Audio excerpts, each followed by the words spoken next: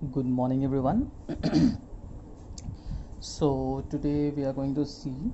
Uh, sorry. Welcome to our online class of maths of class 8.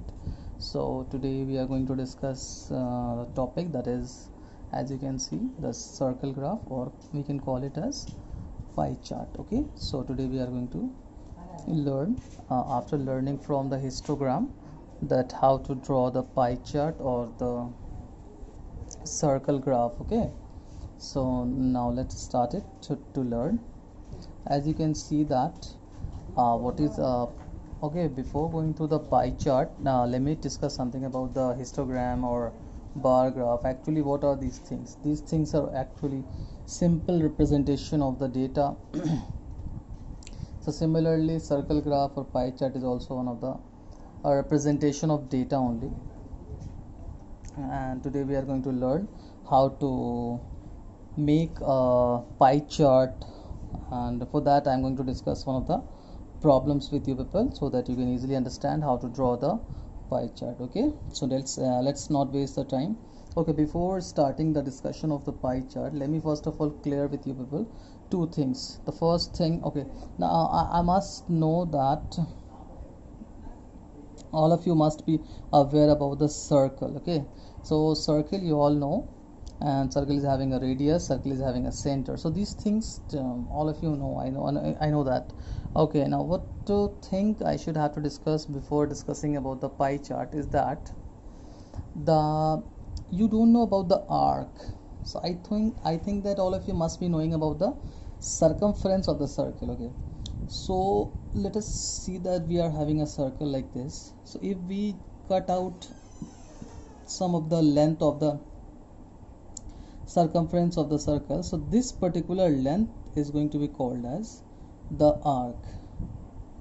This is arc AB, and we'll represent it like this. You don't have to study this, but still I'm discussing because we'll have to discuss about the sectors, and I cannot define the sector without the help of this arc. So we need that this thing. So this is your arc. I hope so that this must be clear. So arc, simply you can define it that arc is the length of the circumference of the circle, the piece of the part of the length of the circumference of the circle, you can say like that also. Okay, now what is the sector? So from the center, if you join the end points of the arc with the radius, and the region obtained by joining these, the circular region obtained by the circular region enclosed by the two radius and an arc, so that particular circular region is going to be called as sector. So this is our sector. So we are going to represent the data in the form of sectors only. See, you can see sector over here. See, here also one of the data analysis is given, and like here it is going to be represent as sleep, homework, others, play, school. So the time is spent by a child during a day. So the in the form of the pie chart it is given. So I hope so that this must be clear to you people. Okay, so now let's move on to the problem. I hope so that these things are clear to you people now. Okay, I'm moving on now to firstly to discuss the problem with you all so that you can understand a lot. Okay, so I'm discussing one of the example of our NCERT book only. Okay, so here is it. So let us discuss it. I hope so that the problem must be visible to you. Just a second. Okay, let us start it now.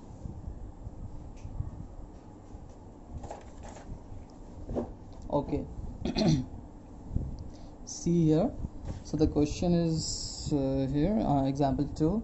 On a particular day, the sales in rupees of different items of a baker's shop are given below. So this is the data, raw data, which is given to us, and now we have to represent this raw data in the form of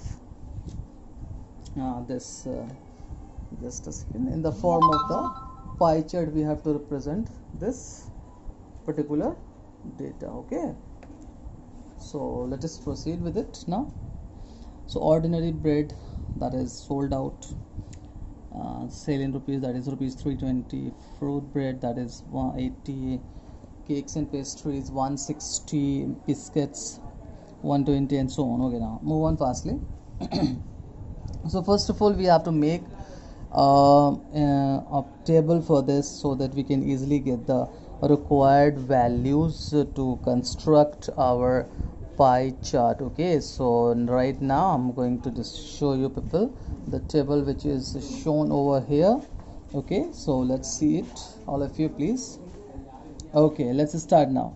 So the columns I had made it over here.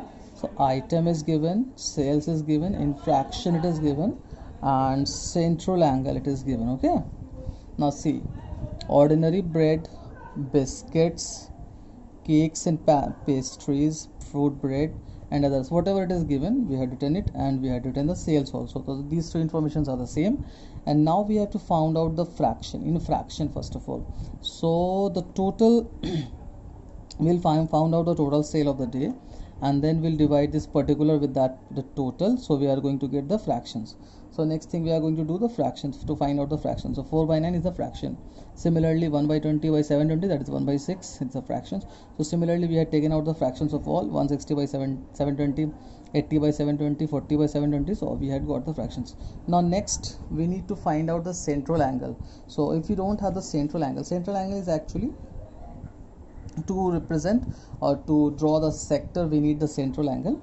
So that is very important for us to draw it, to obtain it. Okay, so I'm just trying to discuss with you people how to draw to get the central angle. So this is 4 by 9 into 360 is equal to 160 degree. So simply you have to multiply this particular value in fractions with a 360 degree, and continuously you are going to get the different values of the angles. That is the central angle.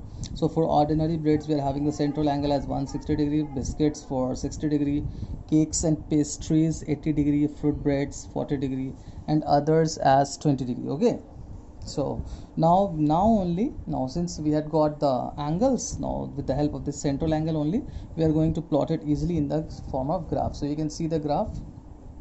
Here is the graph: biscuits, ordinary bread, others, and fruit bread, cakes and pastries 80 degree. Okay, now first of all, see 60 degrees. So first of all, we'll construct a circle, and then show the center over there, and take any radius first. So let us take, we had taken this point as A, and this point as this point as O, and this point as A. So we had taken the first radius like this. Okay, now with the help of the protractor we use, and we will get an angle of 60 degree with respect to this line. Okay, so this will show a 60 degree angle. So this line, another line we had got. Now we'll make this line as a reference line, and again on this line we'll make an angle of 160 degree like this. See, so this is the angle of 160 degree we had made over here. So we had got this region, ordinary bread. Similarly, we'll make 20 degree with the help of this line, and then an angle of 40 degree, and then an angle of 80 degrees. So in this way we are going to get these things. Okay, and we are going to make our this pie chart, and the pie chart is completed.